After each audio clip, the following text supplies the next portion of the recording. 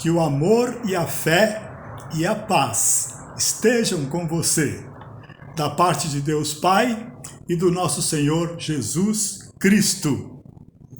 Como tratar o idoso?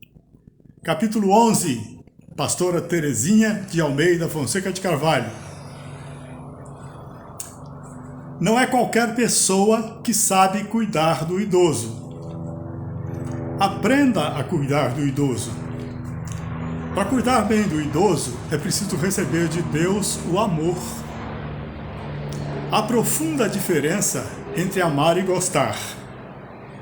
Gostamos de alguém porque ele é agradável, nos propicia alegria, prazer, benefícios e honra. Amamos quando nos doamos espontânea e totalmente ao próximo, sem esperar retribuição. O apóstolo Paulo, em 1 Coríntios, capítulo 13, versos de 1 a 13, descreve este amor doativo, cujo nome em grego é agape. O amor é paciente, é benigno. O amor não arde em ciúmes, não se ufana, não se ensoberbece, não se conduz inconvenientemente, não procura os seus interesses, não se exaspera, não se ressente do mal, não se alegra com a injustiça, mas regozija-se com a verdade.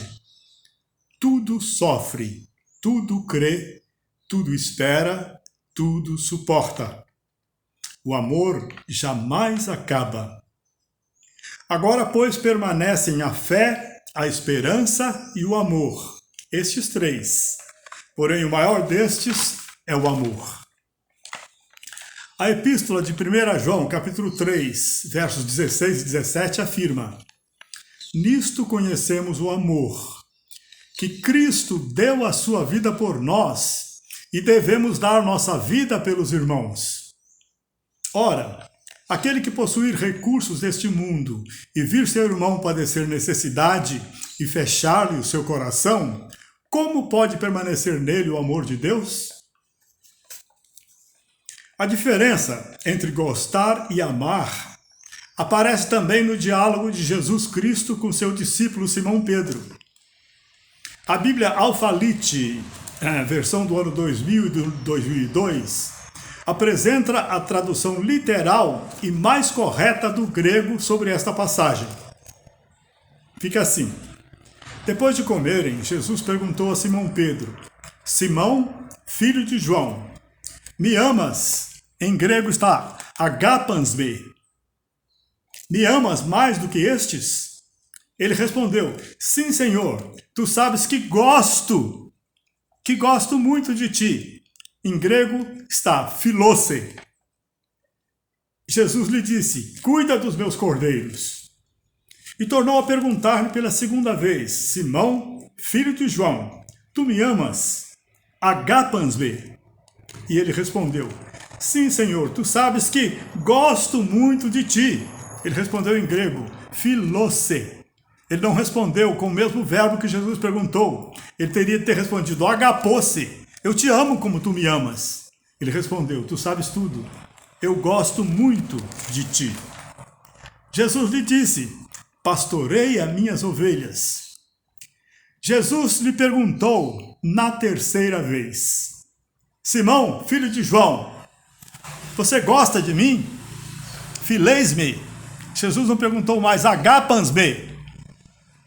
Perguntou: fileis-me, você gosta de mim? Pedro entristeceu-se por ele lhe ter perguntado na terceira vez: gostas de mim? E lhe respondeu: Senhor, tu sabes tudo, tu sabes que gosto muito de ti. Jesus lhe disse: cuida das minhas ovelhas. João 21, versos de 15 a 17. Só gostar de Jesus não nos leva a servi-lo, cuidando das suas ovelhas. Em várias traduções bíblicas, neste texto, aparece o verbo amar e gostar como sinônimos. Isso é incorreto. Como já dissemos anteriormente, traduzir é uma tarefa complexa e difícil. Amar é extremamente mais profundo do que simplesmente gostar. O que é que Deus nos revela neste texto? Jesus chamou seu discípulo pelo nome de Simão, filho de João, natureza carnal. E não o chamou por Simão Pedro. Jesus chamou Simão, filho de João, ao invés de chamá-lo Simão Pedro, natureza espiritual. Dava a entender que o discípulo ainda não era convertido. Em Lucas, capítulo 22, verso 32, Jesus lhe havia dito: quando te converteres, fortalece teus irmãos. E em João, capítulo 13, verso 38, Jesus lhe tinha dito: darás a vida por mim? Em verdade te digo, que o galo não cantará antes que me negues 3 vezes. Acredito que o discípulo se entristeceu, não porque Jesus lhe perguntara por 3 vezes, mas porque entendeu e reconheceu que apenas gostava de Jesus. E você, amiga ouvinte, você, amigo ouvinte, você ama Jesus como ele te amou? Ele deu a vida por você, ou simplesmente gosta dele? Simão precisou se converter para passar a amar a Jesus. Ele tinha consciência de que não amava Jesus com amor agape, amor sacrificial, doativo, incondicional. A pronúncia certa é agape, não ágape, como alguns falam. Agape. Pedro tinha consciência de que não amava Jesus com esse amor tão profundo, com amor agape. Ele foi confrontado por Jesus para que soubesse que somente pode servir verdadeiramente a Deus quem ama profundamente como Jesus ama. Jesus conhecia as qualidades e imperfeições de Pedro, mas mesmo assim o escolheu para ser discípulo e cuidar, pastorear os demais discípulos, ovelhas de Cristo, como deve fazer todo verdadeiro cristão. Jesus não instituiu Pedro como o primeiro papa da igreja cristã. A história do papado começa no ano 609, depois de Jesus Cristo, quando Pedro já estava há séculos lá no paraíso celeste. Pedro, no grego Petros, significa pedra pequena, pedrinha. E pedra, no grego Petra, significa grande rocha, rochedo, fundamento. Jesus Cristo é a pedra angular rejeitada, conforme Mateus 21, versos 42 e 44, Atos 4, versos 11.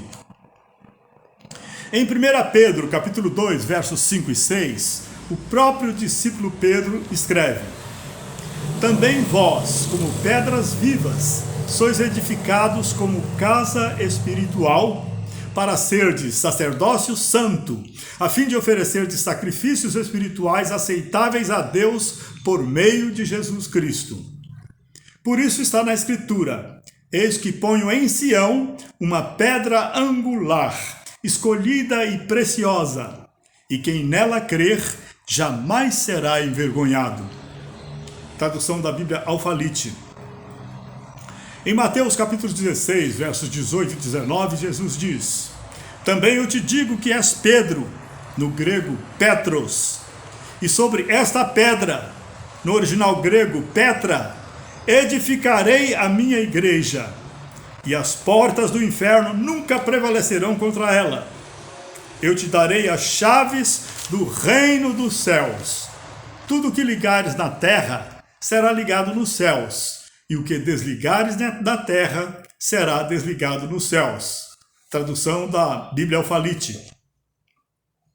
O doutor C.I. Scofield, as folhas 972 da Bíblia Sagrada, comenta que as chaves do reino dos céus dadas a Pedro por Jesus não são as chaves da igreja, no grego eclésia ou eclesia.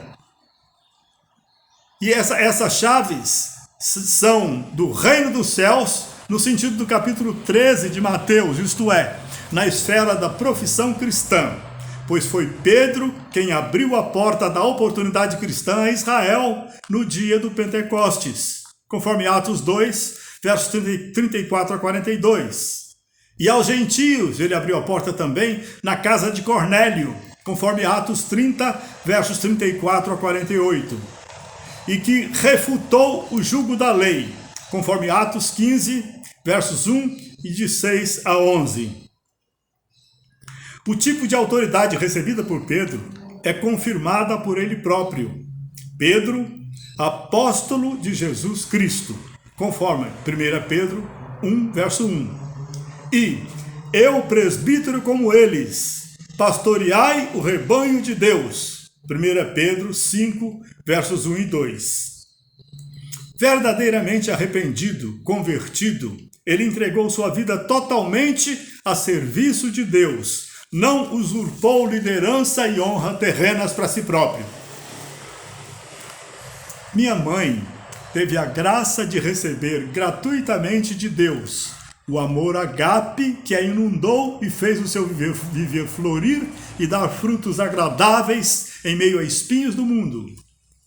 Recebeu a humildade e a sabedoria de depender de Deus e não de seres humanos, de nele confiar e a ele servir, e servir as pessoas como se estivesse servindo pessoalmente a Deus. Há 3 principais formas de expressar o bem-querer.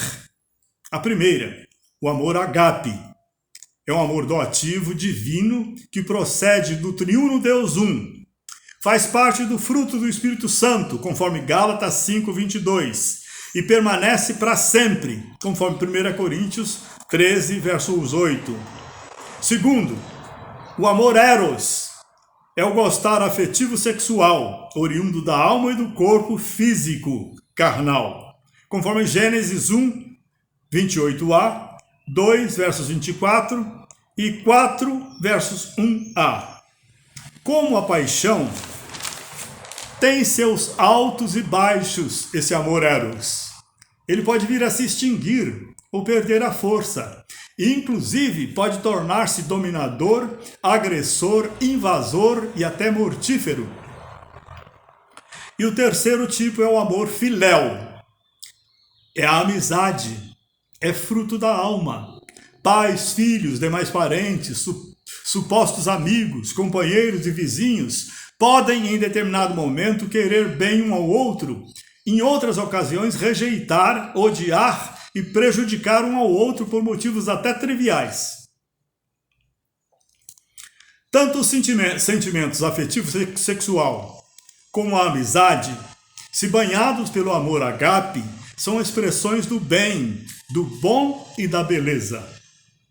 Quando dominados pela carnalidade e influência maligna, são expressões de maldade e abominação a Deus e ao ser humano. Para conviver e cuidar do idoso, não basta possuir capacidade profissional e sentimento filéu de amizade. É necessário ter e transbordar o amor ágape que Deus nos concede. Respondendo à pergunta, os anjos não protegem os idosos? Os anjos não protegem os idosos? Sim, os anjos protegem os filhos de Deus, obedecendo às ordens de Deus. Graças te dou, Senhor Deus, pelos teus anjos que nos protegem, por teres protegido minha mãe em sua caminhada nesta terra que jaz do maligno. 1 João 5, verso 19. O Salmos 34, verso 7 afirma: o anjo do Senhor acampa-se ao redor dos que o temem e os livra. O Salmo 91, versos 11 e 12 afirma: porque aos seus anjos dará ordens a teu respeito, para que te guardem em todos os teus caminhos. Eles te sustentarão nas suas mãos, para que não tropeces em alguma pedra. Observação: não podemos fazer pedidos nem dar ordens a anjos. Eles recebem e executam ordens dadas pelo próprio Deus. Os anjos, mensageiros, protetores, batalhadores, estão a serviço dos seres humanos em total e santa obediência a Deus. Hebreus capítulo 1, verso 14 diz: não são todos eles espíritos ministradores enviados a serviço a favor dos que hão de herdar a salvação? A salvação de uma pessoa traz grande alegria no céu dos céus, a cidade santa. Um pecador que se arrepende traz mais alegria do que 99 que não necessitam de arrependimento, conforme Lucas 15, verso 7, porque estes já foram salvos e já houve alegria semelhante quando se arrependeram. Os anjos se alegram quando uma pessoa é salva. Eu vos afirmo que, de igual modo, há júbilo diante dos anjos de Deus por um pecador que se arrepende, conforme Lucas 15, versos 10. Os anjos são poderosos em força, conforme 2 Pedro, capítulo 2, verso 11. Um anjo do Senhor Deus exterminou 185 mil soldados numa só noite, conforme 2 Reis 19, verso 35. Pedro e demais apóstolos estavam presos porque realizaram muitos milagres e o sumo sacerdote e a seita dos saduceus os invejava e perseguia. Então Deus enviou um anjo que lhes abriu as portas do cárcere, libertando-os. Atos 5, versos 18 a 20. Daniel foi lançado na cova dos leões, mas Deus enviou o seu anjo e fechou a boca dos leões para que não lhe fizessem dano, conforme Daniel capítulo 6, versos 22. A presença de anjo e arcanjo que nos protegem e por nós batalham é real. Um dia, minha mãe, juntamente conosco, fazia compras num supermercado em Araçariguama. Ela empurrava um carrinho de compras, pois era uma forma de estar apoiada. Ela não gostava de usar bengala. Orientei-a a não esticar demais os braços para não correr o risco de soltar as mãos e cair.